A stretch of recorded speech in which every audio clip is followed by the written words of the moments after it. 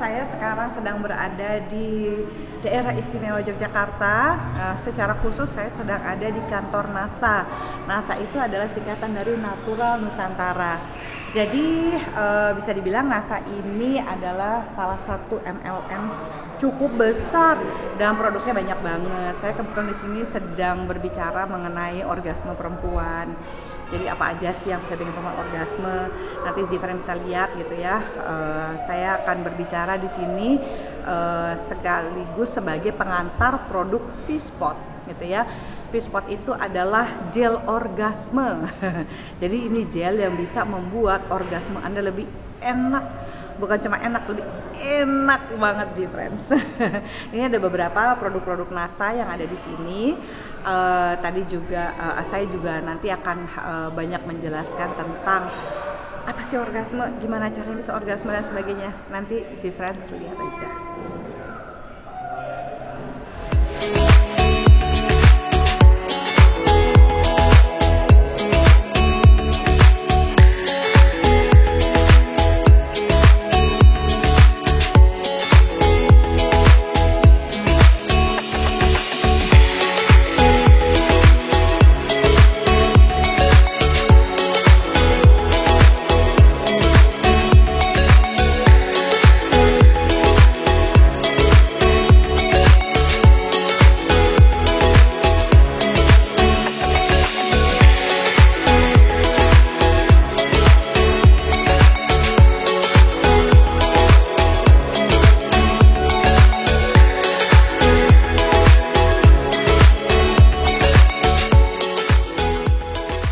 Assalamualaikum warahmatullahi wabarakatuh. Salam sejahtera semuanya. Senang sekali saya ke Jogja lagi setelah kalau nggak salah 2 tahun lalu ya, sempat ketemu di acara NASA. Mungkin perkenalan sedikit, tak kenal maka tak sayang. Saya Zoya Amirin. Saya kebetulan berkuliah di Fakultas Psikologi Universitas Indonesia, S1 dan S2 saya. Lalu saya mengambil kekhususan pendidikan seksologi di Universitas Udayana Bali. Ya, jadi saya berada di sini untuk selain mungkin ya berbicara mengenai V-Spot, tapi lebih penting tentang kebahagiaan dan kesehatan seksual khususnya perempuan. Nanti saya akan memberikan paparan. Setelah itu saya tunggu pertanyaannya. Kita akan sama-sama belajar. Bukan hanya saya yang akan memberikan edukasi buat Bapak Ibu sekalian, tapi pertanyaan Bapak Ibu sekalian akan sangat berharga juga buat pembelajaran saya. Ya, semoga saya bisa menjawab. Kalau misalnya saya nggak bisa menjawab, saya cari dulu researchnya. Ya, biar ada alasan balik lagi ke NASA. Positif tentang seksualitas justru akan membawa banyak kebaikan buat keharmonisan kita sebagai individu dan ketika kita menikah. Jadi jangan ngerasa nyesal juga, saya belum nikah Mbak Zoya. Tenang, semua orang mesti belajar dari waktu masih belum menikah, ya supaya nggak terlambat pas sudah menikahnya. Oke, kita akan lihat tentang tujuan hubungan seks di dalam pernikahan. Ya, tujuan hubungan seks dalam pernikahan itu ada 3. Reproduksi, rekreasi, dan relasi. Ya, yang pertama, ada orang menikah untuk punya anak, nggak apa-apa juga. Ya, tapi nggak semua orang juga begitu. Ada orang yang child free katanya gitu ya. Saya sih sebaiknya kita tidak menghakimi orang-orang yang tidak mau punya anak gitu ya dalam pernikahan. Nggak apa-apa juga. Karena kan ada pertimbangannya sendiri. Punya anak mahal lah, sanggup nggak secara emosi, kalaupun secara finansial sanggup dan sebagainya. Katanya anaknya sudah 2 gitu ya. Jangan-jangan selama 15 tahun pernikahan cuma 2 kali hubungan seks. Iya kan ada. Aduh, kalau sofa di tempat konseling saya bisa bercerita dan berbicara tuh, pasti udah curhat tuh sofa saya tuh. Anaknya berapa? 4, hebat dong saya, pasti seksnya enak. Belum tentu, 20 tahun nikah punya anak 4, 20 tahun cuma 4 kali hubungan seks. Sedih cuma buat punya anak ya. Jadi setelah punya anak ya, kita juga mesti bisa menikmati hubungan yang menyenangkan dengan pasangan kita. Dan ini nggak bisa dipelajarin cuma sebenarnya pas nunggu ntar udah nikah aja. Justru sebelum nikah persiapannya juga harus ada, ya. Relasi. Berapa banyak orang yang kalau seksnya tidak terpenuhi stres. Jadi Bapak Ibu sekalian, laki-laki dan perempuan itu puasnya memang beda, ya. Kalau misalnya laki-laki, kita lihat di sini ya, nih laki-laki, ya ini yang merah, nih kita lihat tanda yang merah ini, nih yang merah ini, ya kalau dia udah terangsang, dia cepet banget untuk bisa naik ke platau di sini nih, dia cepet terangsang untuk bisa wah, plak organ. Jadi kayak petasan jangwe. Tahu kan? Kalau orang karena saya tinggal di daerah Condet di Jakarta tuh daerah Betawi ya. Jadi kalau lagi ada kawinan, saya suka dengar tuh petasan yang kayak nembak gitu tuh. Nah, itu orgasme yang kecil-kecilan yang biasanya dialami oleh para perempuan. Ya, sedikit gitu, hitungannya detik. Wah, ini nih ya. Sebenarnya tuh harusnya keriput itu nggak bagus. Makanya ada banyak orang yang mau kalau punya duit mau operasi nggak mau vaginanya mekar kayak bunga mawar, maunya kuncup kayak bunga tulip. Nah, repot banget. Nggak mau kerut-kerut, ya mau gimana? Mau dibotok vaginanya, gitu ya. Ada juga yang saya ini Mbak Zoya, apalagi tuh vagina perempuan itu harus sempit gimana ya? Makanya saya nggak mau lahiran, saya nggak mau lahiran normal, saya maunya sesar Mbak Zoya. Waduh, ini gawat nih, ya. Begitu kita masuk ke usia 30 tahun, mau melakukan hubungan seksual berkali-kali atau enggak, melahirkan normal atau enggak, ya, itu kolagen di dinding vagina akan berkurang, jadi kesep. Nah, V-spot ini bukan hanya untuk mereka-mereka yang premenopause atau yang menopause, itu akan sangat membantu. Tapi sebenarnya buat siapa aja ketika mau berhubungan seksual, ya. Karena apa? Ya kalau misalnya sudah menikah kita nggak tahu kapan mau berhubungan seksual apa enggak, mau nunggu vagina sempit apa enggak. Itu bukan gara-gara lahiran normal, ya. Jadi kalau misalnya soal lahiran, gitu, itu nanti dia dalam 6 bulan dia akan juga kembali lagi. Ya mungkin kalau udah usia 30 tahun ke atas, rajin-rajin Kegel exercise, ya. Atau ada treatment kan yang vagina rejuvenation, itu sama kayak 20.000 kali Kegel exercise misalnya. Ketika ada penetrasi ya, hubungan seks yang biasa nih, penetrasi penis masuk ke dalam vagina, yang bisa orgasme di dunia ini hanya 18,4%. Sebagian besar tidak lewat vagina, lewat rangsangan klitoris. Nanti saya akan cerita. Nah, disinilah hadirnya V-spot. Jadi kalau misalnya terlalu nafsu, ada kayak mau DJ, gitu-gituin vaginanya, kesel perempuannya. Udahlah ya, nggak usah deh, jangan pegang-pegang, ya. Yang ketawa pasti paham tuh. Si bapaknya bilang, kenapa sih udah gini, sudah pegel nih. Kekencangan atau overstimulasi. Makanya yang nonton film porno tuh suka terlalu nafsu biasanya si oknum bapak ini. Yang harus lakukan apa? Kalaupun mau ini harus kalau mau oral seks dilakukan perlahan. Paling aman sebenarnya bisa menggunakan penisnya si bapak untuk merangsang daerah klitorisnya ketika sudah ditaruh V-spot. Kenapa? Karena lembek dia dan enak, perlahan, pelan-pelan, gitu. Ya, kalaupun mau teknik oral, ya pakai mulut, itu bisa dijilat seperti menjilat es krim. Tapi yang paling aman seperti itu, supaya apa? Supaya si perempuannya nggak overstimulasi. Kalau perempuannya udah kesel, pemanasannya pasti gagal.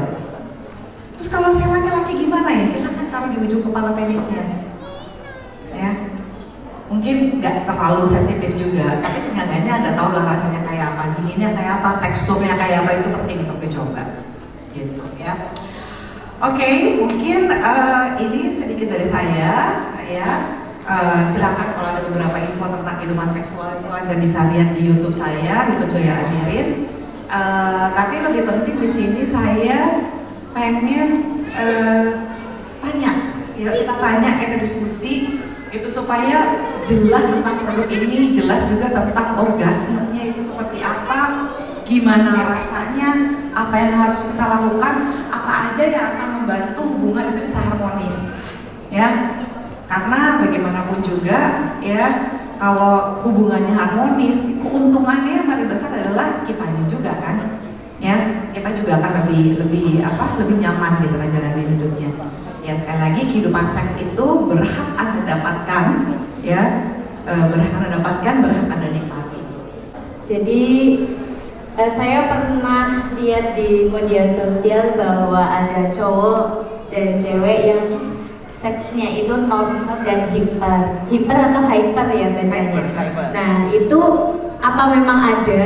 Kalaupun ada itu perbedaannya seperti apa? Gitu. Terima kasih. Waduh, asik, berguna sekali nih ilmu S2 saya ya. Makasih ya Mbak Irma. Bedanya hiper sama hyper apa? Saya suka pertanyaan ini. Ya, ini gini.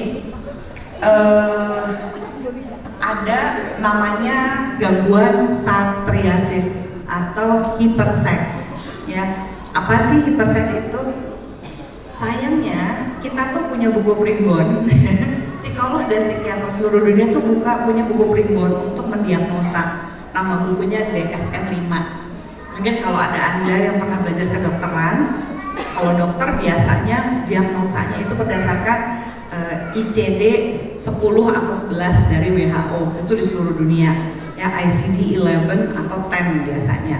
Nah, itu buat dokter. Kalau primbon psikiater dan psikolog seluruh dunia itu kita pakai DSM-5, Diagnostic Statistical Manual for Mental Disorder.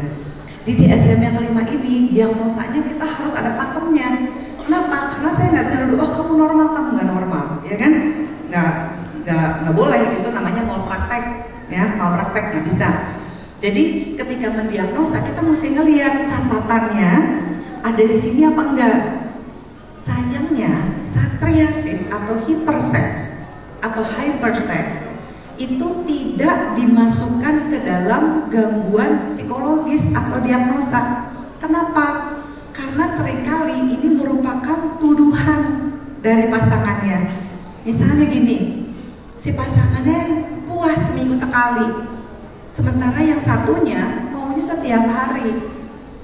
Yang sekali akan bilang gini, yang kamu hiper deh, ya. Jadi hiperseks itu sayangnya sering merupakan sebuah label yang dikasih sama pasangannya karena ada orgasme gap, karena ada orgasme yang berjarak.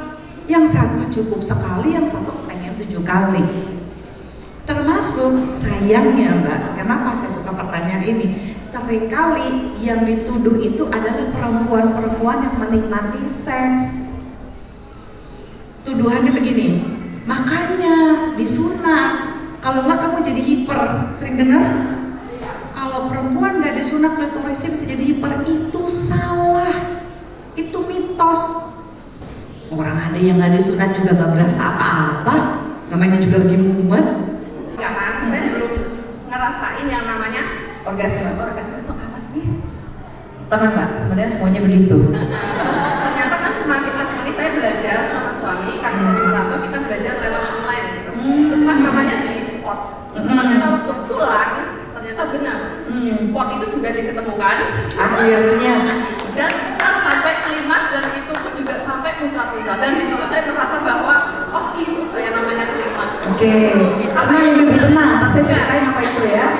Enggak, apa ini benar gitu loh, maksudnya ini namanya klimaks gitu. Karena dulu beranggapan saya gini, durasi itu penting. Tapi sekarang tidak. Yang penting itu menurut saya bukan kualitas, bukan apa namanya? Bukan durasi dan ukuran, tapi memang metode suami biar bisa bikin istri klimaks. Betul. Maksudnya apa harus melulu kita sebagai wanita itu biar klimaks itu harus muncrat gitu ya. Oke. Nah, yang kedua, kan karena suami merantau, ya, jadi apa konsep tidak diperbolehkan.